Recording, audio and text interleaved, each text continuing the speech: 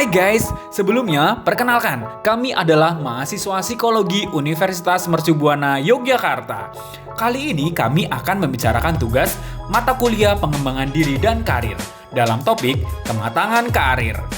Nah, narasumber kita adalah Rifki Ali Hamidi, seorang pengusaha muda asal Yogyakarta.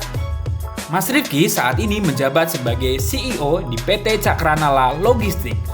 Selain itu, Mas Rifki juga sebagai komisaris di dua perusahaan, yaitu PT Kertabumi Harita Nusantara dan PT Cantika Cakrawala Kosmetindo.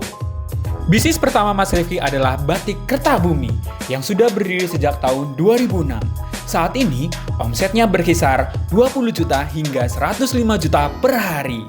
Mari kita dengarkan kisah sukses Mas Rifki dalam film dokumenter berikut ini. Mas, boleh nggak diceritain awal mulanya membangun usaha ini, Mas? Kalau yang Kertabumi itu sebenarnya dari 2012 itu sebenarnya cuma iseng, Mas. Jadi ceritanya saya itu bisnis dari 2006 kemudian saya bangun sampai 2009. Alhamdulillah udah lumayan lah waktu itu, ibaratnya bahasa Jawanya geleleng lah. Waktu itu usia 19 tahun udah bangun bisnis yang udah kelihatan mata lah. Kemudian 2010-2011 mulai coba-coba macam-macam. Nah 2011 itu posisi kolaps, Mas. Kami kolaps dan saya itu waktu itu punya utang pribadi senilai 248 juta. Terus mau mulai usaha lagi bingung toh mau mulai seperti apa. Gini, ibu saya itu kan penjahit tradisional. Dari situ iseng-iseng aja saya bikin desain baju, kemudian saya tawarkan ke teman-teman, kayaknya dapat nih, ada yang laku lah ibaratnya seperti itu. Itu 2012, cuman laku pun nggak mulus-mulus amat karena 2012 itu ketika kita memulai itu bisa dikatakan berpuasanya 2 tahun, Mas. Satu dapat hasil yang bisa, ibaratnya omset bisa buat hidup ya, profit buat hidup itu 2014 akhir itu bulan Desember dan baru kenal dunia online. Kemudian 2015 awal sekitar bulan Januari Februari itu saya mulai konsentrasi di online. Dari situ mulai tumbuh, Mas, terus langsung rekrut pegawai untuk penjahit, CS dan lain-lain. Waktu itu 2 orang, penjahit sama CS, saya masih motong kain waktu itu. Alhamdulillah waktu itu mulai bertumbuh. 2015 bulan Agustus kita omset 100 juta sebulan. Pertama itu bulan Agustus itu, Mas, itu pertama kali. Kemudian uangnya langsung kami putar buat beli mesin, terus sewa tempat lebih besar, terus rekrut karyawan. Nah, awal mulanya dari situ. Baik, mantap. Oh ya, Mas, tapi kalau untuk saat ini, kalau saya ngelihat di IG-nya, Mas, kan ada 3 perusahaan tuh, Mas, yang Kertabumi, iya. yang Kanal, sama yang Kosmetindo ya, Mas, ya, kayak gitu. Itu akhirnya gimana, Mas? Akhirnya memutuskan untuk membuat 3 perusahaan sekaligus, fokusnya nggak tepat sama? Sebenarnya bukan 3, Mas. 4 sebenarnya, ada 1 yang nggak saya tulis. Jadi ceritanya cukup panjang, Mas. Kalau dibilang mecah fokus, tetap kita itu nggak bisa multitasking lah. Manusia itu nggak bisa lah kayaknya multitasking. Mungkin memang ada yang dianugerahi IQ tinggi, cuman kayaknya hampir impossible ya manusia bisa multitasking menyelesaikan banyak masalah dalam satu waktu. Nah, jadi ceritanya gini, Mas, 2016-2017 saya itu belajar bisnis dengan salah satu profesional. Di situ kita belajar formula bagaimana membangun bisnis dengan benar, dengan cara yang benar. Ketika saya pelajarin itu lama-kelamaan, akhirnya sampai nyemplung di ilmu coaching, Mas. Nah, ilmu coaching ini ternyata sebenarnya simpel. Coaching kan membantu mengembangkan diri seseorang ya, men-trigger seseorang untuk bisa bertumbuh. Itu ketika saya praktekkan di bisnis, itu sangat mudah untuk mendelegasikan pekerjaan, termasuk visi misinya juga bisa tersampaikan dengan baik ketika kita dengan metode coaching. Nah, dari situlah saya jadi malah lebih mudah mengoperasikan beberapa perusahaan dengan metode coaching Mas. Jadi masing-masing kan ada direkturnya tuh. Ada direkturnya itu kita gunakan metode coaching. Alhamdulillah sampai saat ini bisa bertumbuh beriringan, semuanya bisa bertumbuh dengan bagus. Seperti itu. Kalau fokus masalah ya tetap saya masuk satu-satu. Jadi tinggal manajemen waktu, manajemen emosi, karena biasanya kalau ada masalah itu biasanya kita ya manusia ya bapernya ke bawah sampai usaha-usaha satunya gitu kan. Nah itu memang harus benar-benar kita kelola dengan baik gitu. Jadi kita berusaha untuk profesional, menghindari banyak drama lah. Jadi kalau saya coaching itu biasanya cuma butuh waktu setengah jam, mungkin setengah jam, 1 jam itu masalah bisa cepat clear dengan mengesampingkan baper-bapernya itu. Karena kadang-kadang kita tanya oke, sebagai leader, timnya juga mesti ada baper-bapernya kan, ini seperti itu. Betul.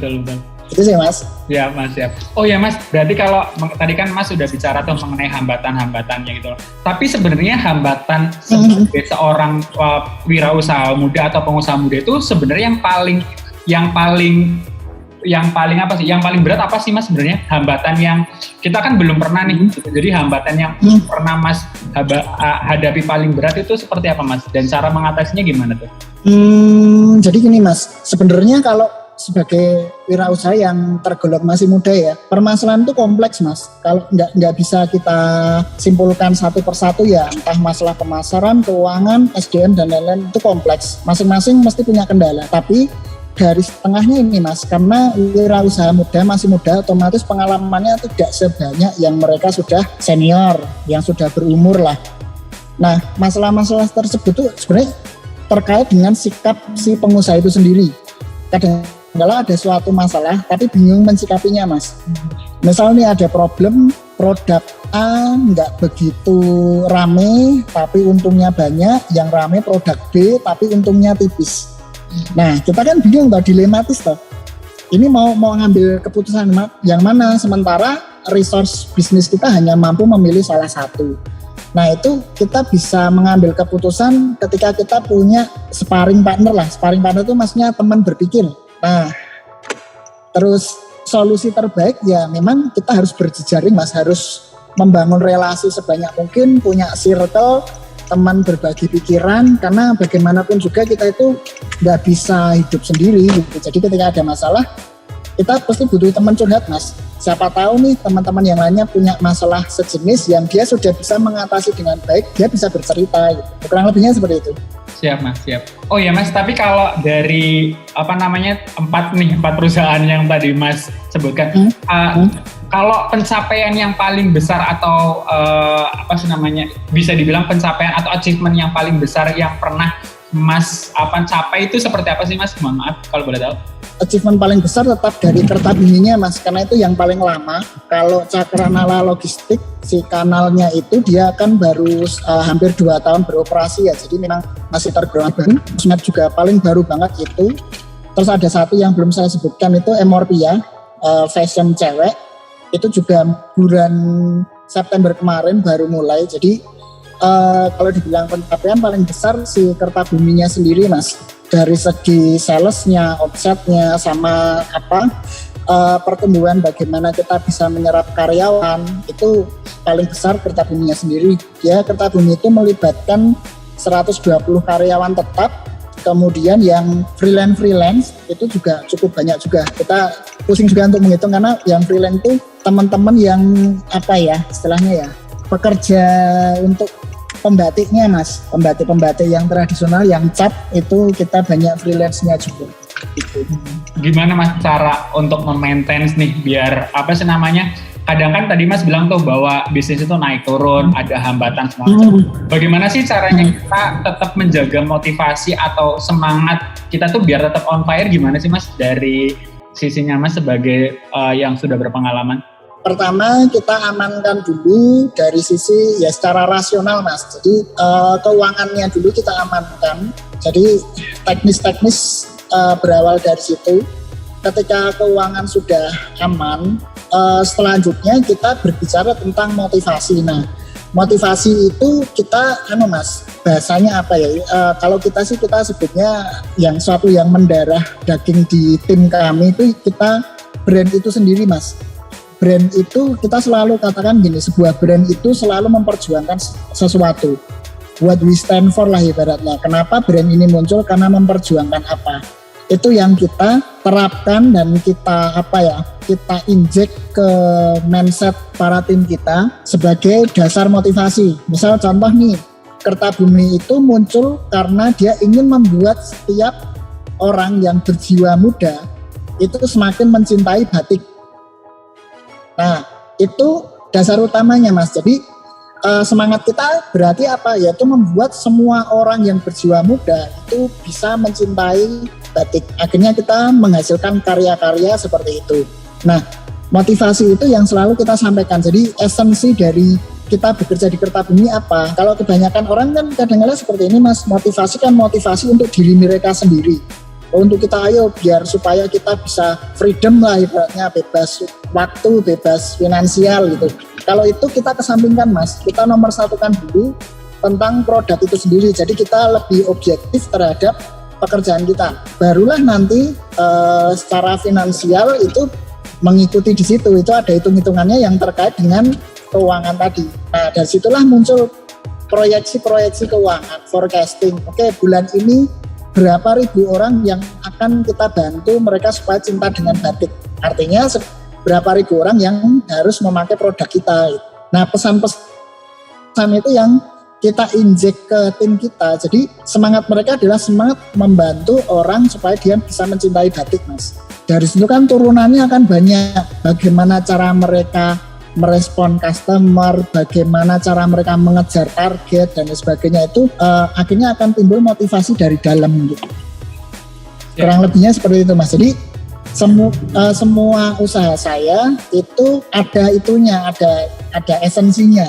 Kalau di kanal sendiri dia adalah bagaimana setiap para pelaku bisnis online itu bisa mendistribusikan barangnya ke seluruh Indonesia dengan mudah, bahkan COD sekalipun. Nah, jadi kita semangat membantu orang, Mas, di situ. Oh ya, Mas. Okay. Kalau sebenarnya saya Mas kan udah hampir, kalau kita Masnya bilang tadi 2006 ya, Mas ya, memulai bisnis. Iya. 2006 sampai sekarang kan 2011, berarti kan hampir 15 tahun ya, Mas ya. Hampir 15 tahun berjuang di bisnis. Sebenarnya apa sih, Mas, yang akhirnya masih mendasari Mas akhirnya oke, saya akan lanjut terus nih di bisnis ini, selain yang tadi Mas jelasin bahwa untuk ingin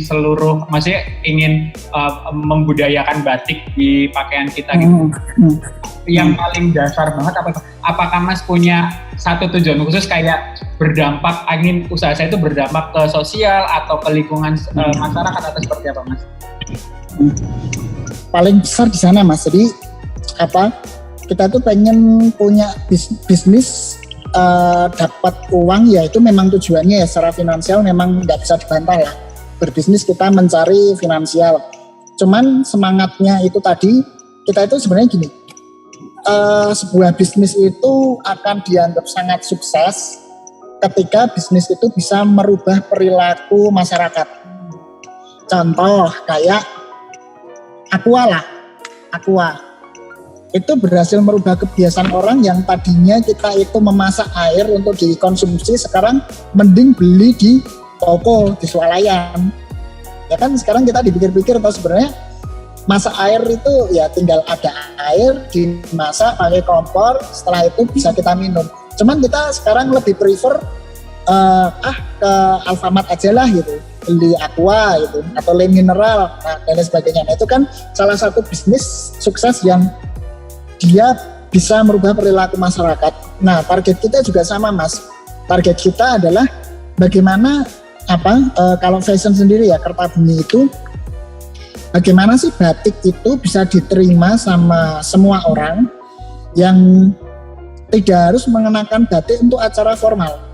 Jadi Kertabumi sendiri itu kan dia mix ya, ada kombinasi ya. Jadi target kita adalah orang kerja setiap hari bisa pakai batik, terus keluar acara informal bisa pakai batik, bahkan nongkrong pun bisa pakai batik gitu loh. Kita tuh pengen membuat batik itu jadi lebih melekat ke masyarakat Indonesia, tidak hanya untuk acara-acara tertentu. Misalnya harus kondangan dan lain-lain, nggak harus gitu loh. Jadi mau ngapapun pun bisa pakai batik. Kita mau bikin seperti itu. Nah, karena apa? Karena gini, budaya tentang ya kultur kita ya sekarang posisinya kita ada yang arah ke barat, ada yang arah ke timur. Nah, tentunya itu menjadikan kalau kita berbicara tentang kultur budaya Indonesia, batik kan salah satu simbol budaya, Mas. Nah, lama-kelamaan kan akan hilang tuh Indonesianya tuh. Orang-orang sekarang udah mulai banyak yang dia nggak mau pakai batik gitu loh. Kemana-mana wes komen arah Korea-Koreanan misal kayak gitu. Terus arah barat-baratan. Nah, itu terjadi karena gini, awal mulanya banyak para pembatik itu yang dia kehilangan pasar, Mas. Sekarang tuh banyak loh pembatik-pembatik tradisional yang dia tuh gulung tikar tuh banyak banget. Dari keluarga pembatik di keraton di Jogja, ya itu juga anak-anaknya nggak ngelanjutin lagi karena memang marketnya turun menyusut gitu. Kalau dulu kebutuhannya sangat tinggi, sekarang menyusut. Nah, kita akan mereborn nih istilahnya, mereborn batik ini supaya anak-anak terutama milenial usia 2000-an ya, lahiran 2000-an ke atas itu juga masih kenal dengan batik itu sendiri gitu. Target kita itu, Mas. Jadi ya kembali lagi untuk melestarikan budaya dari Indonesia sendiri. Ya sebenarnya batik itu Mas. Kalau yang dikenal dikenal kita kan kebanyakan batik itu kan kain bermotif tradisional. Tapi sebenarnya kalau kita dalamin lagi, batik itu kenapa diakui UNESCO sebagai warisan dunia tidak benda, bukan benda, Mas. Karena sebenarnya batik itu ada nilai filosofinya setiap motif. Nah, itu yang kita mau kita delivery ke teman-teman. Parang itu artinya apa, kawong itu apa, terus bagaimana kita bisa berperilaku dengan baik, itu juga banyak nilai-nilainya dari situ, dari motif itu, dan itu yang kita delivery, Mas. Orang pakai motif ini itu akan lebih berwibawa, dia membawa karakter apa, warna sogo merah, sogo biru, sogan, coklat, itu juga ada karakternya. Dan sebenarnya secara psikologis itu Mas, melekat juga di karakter orangnya. Orang yang suka warna merah cenderung seperti apa, biru seperti apa. Ya kayak seperti kartu nama berjalan gitu loh. Karakter orang itu akan muncul di situ. Nah, itu yang kita munculkan. Kita tidak sekadar jual kemeja ada batiknya, tapi yang kita jual adalah jati diri, karakter. Orang pakai ini terkesan dia lebih berwibawa, terkesan pakai ini lebih elegan. Pakai ini orangnya terlihat lebih berani. Kayak gitu, Mas. Oh ya, Mas, tadi saya dengar kalau tadi Mas ikut pelatihan coaching untuk apa, Mas? Saya kurang begitu dengar. Ya, coaching. Awalnya saya ikut pelatihan bisnis, Mas. Namanya Smart Business Map. Itu sama Pak Budi Isman, mantan direkturnya Coca-Cola. Nah, beliau ini ngajarin kita ilmu-ilmu tentang bisnis banyak banget. Situ ada namanya SBM, Smart Business Map, metode mapping mapping sebuah bisnis lah, dari hulu ke hilir, dari hal yang paling dasar sampai operasional sampai SDM. Nah, ilmu lanjutan dari situ ada ilmu coaching, Mas. Bagaimana ilmu ini ke tim kita, karena Pak Budi sendiri meyakini bahwa dengan cara coaching itu kita yang bertumbuh itu adalah orang yang kita coaching, Mas. Karena kan kita banyak bertanya nih, kalau kita mentoring training, Pak Budi cuma bilang itu yang pinter yang latih nanti. Tapi kalau dengan coaching itu nanti yang bisa berpikir terus, itu yang di coaching terutama untuk tim-tim kita. Nah, kita selalu melempar pertanyaan-pertanyaan, Mas. Salah satu contohnya gini lah, bulan ini omset anggap aja 1M. Nah, kita sebagai pemilik bisnis pengen bulan depan tuh tumbuh 20% menjadi 1,2M. Nah, kita tinggal turun ke tim kita sampaikan bulan depan gimana sih caranya biar jadi 1,2. Itu kira-kira resource kita apa aja, bla bla bla bla, mereka cerita. Kendalanya apa aja, bla bla bla bla bla. Terus bagaimana cara kita mengatasi kendalanya seperti apa, bla bla bla bla. Nah, setelah itu baru kita kendala A kita selesaikan hari apa, kendala B hari apa. Nah, akhirnya jadi itu, Mas, jadi jadi job desk tambahan gitu loh. Siap. Kurang lebih seperti itu, Mas. Siap. Mas, boleh nggak sih Mas ngasih pesan ke kita nih sebagai anak muda yang bahkan takut untuk memulai bisnis, Mas? Boleh Mas dikasih wejangannya, Mas, untuk kita biar lebih termotivasi untuk ya udah jalani mulai dulu aja untuk wirausaha, entah itu nanti seperti apa kayak gitu, Mas. Boleh dikasih pesan ke kita, Mas? Jadi pertama ini Mas, ini saya cerita tentang yang jarang disampaikan sama public figure ya Mas ya. Jadi gini, yang pertama berbisnis itu emang susah Mas. Bisnis itu emang susah, ibaratnya kita berjalan di atas neraka lah. Gitu. Cuman sesusah-susahnya bisnis, hasil yang kita dapatkan itu sangat besar. Ibaratnya gini lah, kita jualan nih 30 hari. Nah, dalam 30 hari kita jualan, kita hanya berhasil 2 hari aja, itu hasilnya bisa lebih dari cukup daripada kita bekerja sebagai karyawan selama 30 hari. Bisa jadi toh seperti itu yang pertama. Kedua, sebenarnya nggak susah-susah amat, sedikit teknis lah Mas. Ketika kita membangun bisnis sampai kita menghasilkan omset sekitar berapa ya, 400-500 juta per bulan, itu nggak perlu ilmu yang aneh-aneh Mas. Cukup kita belajar jualan doang itu udah bisa. Saya penting konsentrasi bagaimana cara jualan kita laku, udah itu aja, sama ya dikit-dikit ngelola keuangan finansial. Jadi kalau ada untung, berapa persen ditabung, berapa persen digunakan untuk biaya hidup, berapa persen untuk investasi lagi. Ya itu dikit-dikit. Hanya konsentrasi di 2 itu aja, sebenarnya udah bisa membuat kita itu berpenghasilan besar. Barulah nanti ketika kita sudah menginjak omset di atas 500 per bulan lah, 500 juta per bulan, barulah ada permasalahan-permasalahan muncul Mas. Masalah suplai produk muncul satu, masalah pajak muncul, terus masalah lain-lainnya muncul. Nah, sebelum ke arah sana, tapi ada kabar baiknya nih Mas, ketika kita, itu kan ada masalah ya, masalah suplai, masalah ini.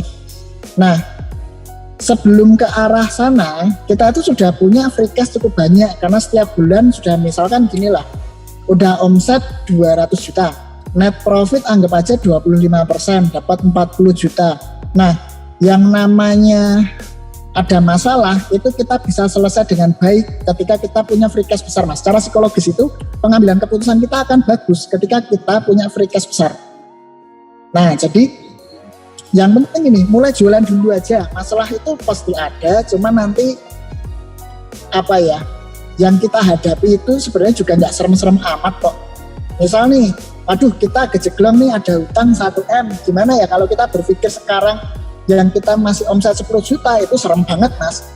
Tapi kalau yang sudah menjalankan ya sebenarnya nggak serem-serem amat sih.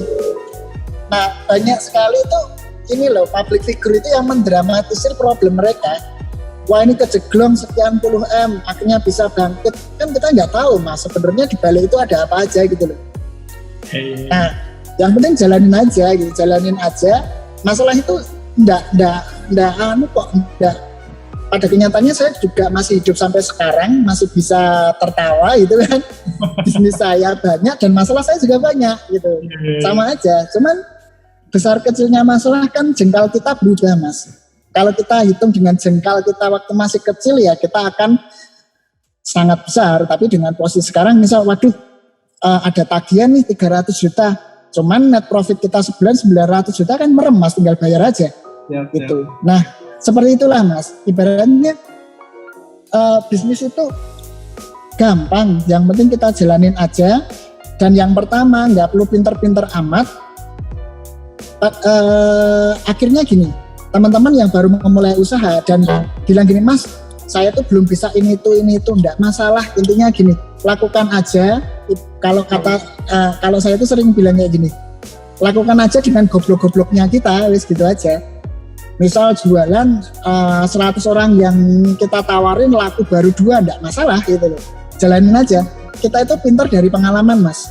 Ketika kita sudah jalan, memang benar kita butuh teori macam-macam. Itu untuk meyakinkan kita, membuat referensi metode-metodenya, tapi pada prakteknya kita akan pintar sendiri ketika kita melakukan. Wis, gitu aja Mas. Siap. Mas Rifki, berhubung tadi saya sudah berpikir kalau waktunya udah mau habis, terima kasih banyak sudah memberikan sharing sessionnya, cerita-cerita pengalamannya Mas Rifki ke kita. Mas Rifki, semoga usahanya selalu sukses, maju. Mas, kalau misalkan ada informasi lowongan kerja, bolehlah kita diinfokan, Mas, begitu. Siap. Mas Rifki, terima kasih atas semuanya dan mohon maaf sudah mengganggu waktunya. Tetap jaga kesehatan, Mas. Hati-hati di jalan. Siap. Terima kasih, Mas Rifki. Iya, Terima kasih, Mas Rifki. Selamat siang. Terima kasih semuanya. Selamat siang. Ya. Jadi, pada dasarnya, Bisnis itu sulit. Yang paling penting, mulai saja dulu. jalani saja dulu. Kemudian fokus Pada produk sehingga bisnis kita dapat merubah perilaku masyarakat.